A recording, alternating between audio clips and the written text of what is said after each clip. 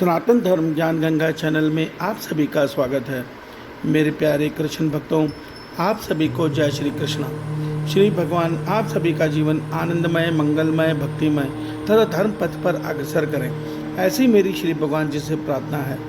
मेरे प्यारे कृष्ण भक्तों, सनातन धर्म ज्ञान गंगा चैनल के आज की वीडियो में हम सब भगवान श्री कृष्ण जी की कृपा से श्रीमद् भगवद गीता के अध्याय 4 के संपूर्ण सार को सरल रूप में समझने का प्रयास करते हैं। जय श्री कृष्णा। मेरे प्यारे कृष्ण भक्तों, श्रीमद् भगवद गीता के अध्याय 4 को ज्ञान कर्म संन्यास योग कहा गया है। इसका सरल अर्थ यह होता है कि सच्चा संन्यास केवल गेरुआ वस्त्र धारण करके त्याज्य कर्मों का त्याग करना ही सच्चा संन्यास नहीं है। सच्चा संन्यास है मन से सन्यासी हो जाना। आइए हम सच्चे सन्यासी के आचरण को एक उदाहरण से समझते हैं। मेरे प्यारे कृष्ण भक्तों, ऋषि उतक अपनी साधना से अपने भीतर ज्ञान के प्रकाश को पा चुके थे। उन्होंने कर्म योग की साधना सिद्ध करके सच्चा संन्यास ग्रहण किया था, अर्थात सच्ची ज्ञान की अवस्था को पाया था। तब स्वर्ग लोक में यह चर्चा चली कि क्यों ना इनकी परीक्षा ली जाए। तब राजा इंद्र ने उनको स्वर्ग लोक में आमंत्रण दिया। एक माह का आमंत्रण में ये कहा गया कि आपको स्वर्ग के सारे सुख भोगने को मिलेंगे और उर्वशी का नित्य देखने को मिलेगा। ऋषि उतक उससे विचलित नहीं हुए, ना ही वो उससे प्रसन्न हुए। वो उसका अपना कर्तव्य समझ कर कि देवताओं का बुलावा आया है, वो वहाँ गए। उन्होंने स्वर्ग के हर सुख को देखा, भोगा, मगर उसमें लिप्त नहीं हुए। वो हर सुख को भोगते हुए उनका मन अपने ईश्वर के आनंद में स्थिर था, अर्थात उनको किसी सुख में कोई आनंद नहीं आया, कोई सुख नहीं आया। उन्होंने वो सुख समभाव से अर्थात विरक्त भाव से भोगे। इसी प्रकार उन्होंने उर्वशी के नृत्य को देखते हुए अपनी आंखें बंद नहीं की, बल्कि उर्वशी के नृत्य को देखकर वो ये सत्य समझ रहे थे कि शायद मेरे ईश्वर की यही रजा है, और वो अपने ईश्वर के आनंद में मगन थे। उर्वशी नृत्य कर रही थी और उनको कोई प्रभाव नहीं पड़ रहा था, अर्थात कि इंद्रियां जरूर उस नृत्य को देख रही थी, मगर उनका मन परमात्मा में स्थिर था। मित्रों, यही होता है सच्चा संन्यास।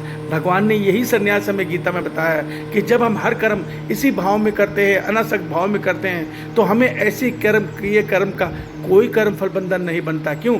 जब हमारे मन में परमात्मा के प्रेम में हमारा मन लिप्त होता है, तो हमारा शरीर कुछ भी कर्म करे, उस कर्म का कोई कर्म फल बंधन नहीं होता।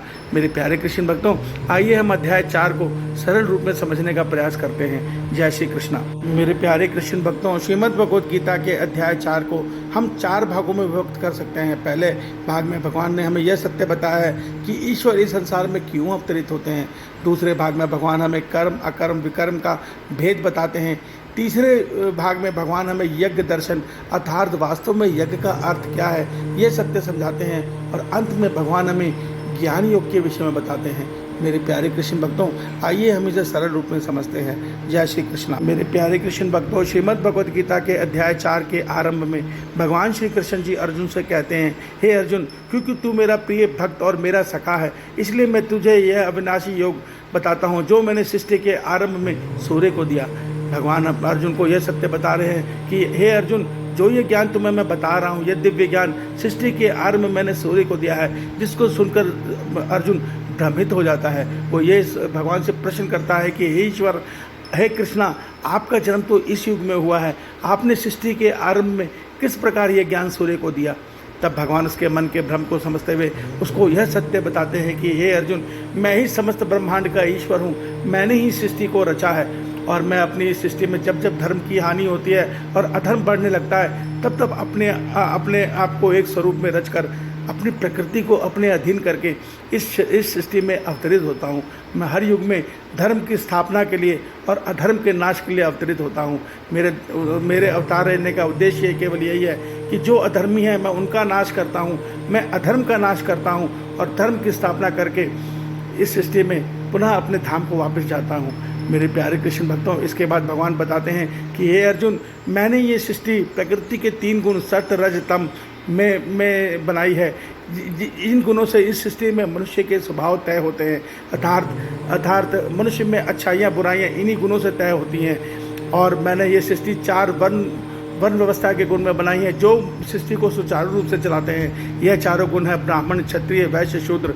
इसमें ब्राह्मण ज्ञान का गुण है, क्षत्रिय शूरवीरता का गुण है, और वैश्य खेती, गोपालन, अन्य क्रय विक्रय द्वारा संसार की सेवा करने का गुण है, व्यापार द्वारा संसार की सेवा का गुण है। और शूद्र सबकी सेवा भाव में जीवन जीना ही शूद्र गुण है। मेरे प्यारे कृष्ण भक्तों, इसके आगे भगवान बताते हैं क्योंकि मनुष्य की गति कर्म से तय होती है, इसलिए मनुष्य को कर्मों की गहन गति को समझना चाहिए। मनुष्य को कर्म के तीनों स्वरूपों को समझना चाहिए कि कर्म क्या है, अकर्म क्या है और विकर्म क्या है। इसके आगे भगवान हमें यह सत्य बताते हैं कि जब शास्त्र कर्मों को सकाम भाव से किया जाए, ऐसे कर्म कहलाते हैं। मगर जब कर्म में निज स्वार्थ जुड़ जाता है और दूसरे का द्वेष भाव जुड़ जाता है और दूसरे का अहित होना आरंभ हो जाता है, तो ऐसे कर्म विकर्म होते हैं, अर्थात पाप कर्म बन जाते हैं। और जब कर्म निष्काम भाव में, निष्काम कर्म योग में किए जाते हैं, संसार सेवा में, जनहित में, निज फल इच्छा को त्याग कर, ऐसे कर्म अकर्म बन जाते हैं, अर्थात ऐसे कर्मों का कोई कर्म फल बंधन नहीं होता। भगवान हमें यह सत्य बताते हैं कि जब हम मनुष्य सकाम कर्म करता है, अर्थात फल इच्छा से कर्म करता है, तो वो अपने किए कर्म के कर्म फल बंधन में बंध जाता है और उस मनुष्य का जन्म मरण चक्र नहीं टूट पाता। अर्थात हम इस जन्म में अपने पिछले जन्मों के कर्मों को भोग रहे हैं और अज्ञानवश फल इच्छा से शरीर सुख और परिवार सुख के जो कर्म कर रहे हैं, उसके किए कर्म फल बंधन में बंध रहे हैं, जिससे हमारा आने वाला जन्म तय हो रहा है। इसी को तोड़ने का मार्ग है अकर्म, अर्थात निष्काम कर्म योग। भगवान कहते हैं जो संसार में भिन्न भिन्न प्रकार के मनुष्य यज्ञ कर रहे हैं, अर्थात जो भक्ति, पूजा, व्रत, संयम, तप आदि कर रहे हैं, ये सारे मनुष्य अनेकों प्रकार से करते हैं, मगर ये यज्ञ तब कहलाते हैं जब ये निष्काम भाव से होते हैं। अर्थात जब हम अपना तप करें, व्रत करें, कोई भी हम धार्मिक अनुष्ठान करें, यज्ञ में वर्णित कर्म करें, हमारा उद्देश्य यह होना चाहिए कि हमारे इस यज्ञ से संसार का प्राणी मात्र का भला हो। हमारी कामना यह होनी चाहिए कि मेरे इस यज्ञ से संसार के प्राणी मात्र का भला हो, तब वो यज्ञ कर्म बनते हैं। अन्यथा वो जब हम निज स्वार्थ के लिए ऐसे व्रत तप करते हैं तो वो पाप ही करते हैं, क्योंकि ऐसे कर्मों से हमें सुख तो मिल जाता है, मगर ऐसे सुख से हमारे अंदर पाप बढ़ाने वाले, लोभ स्वार्थ बढ़ाने वाले राजस गुण की बढ़ोतरी भी होती है। तो भगवान कहते हैं कि मनुष्य को यज्ञ कर्म करने चाहिए, इसलिए मनुष्य का कल्याण है।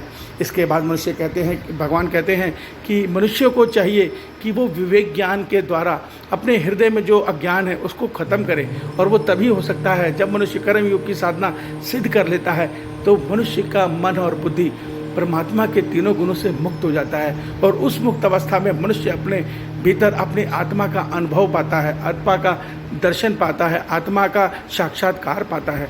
और इस अवस्था में पहुंचकर मनुष्य जब आत्मा का अनुभव कर लेता है, तब ऐसा मनुष्य सारे संसार को आत्मामय देखता है। वो ये सत्य देखता है कि प्रकृति हर मनुष्य के शरीर को हर आत्मा को, एक जीवात्मा को एक शरीर देकर उसको प्रारब्ध के अनुसार नचा रही है, मगर आत्मा कुछ नहीं कर रही। आत्मा तो दृष्टा है, आत्मा केवल चेतन ऊर्जा दे रही है।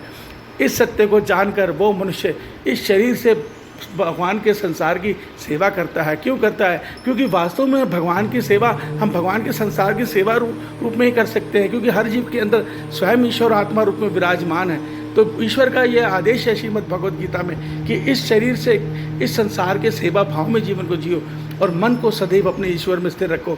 यही सच्चा कर्म योग का मार्ग है, यही सच्चा ज्ञान योग का मार्ग है। इसी में मनुष्य का कल्याण छुपा है। इस सत्य को समझो। मगर मेरे प्यारे कृष्ण भक्तों, आज कलयुग का मनुष्य जिसको विवेक ज्ञान नहीं है, जो अज्ञान में जीवन जी रहा है, उसके कारण वो मनुष्य इस संसार के प्रत्येक प्राणी को शरीर बोध में देखता है, अर्थात वो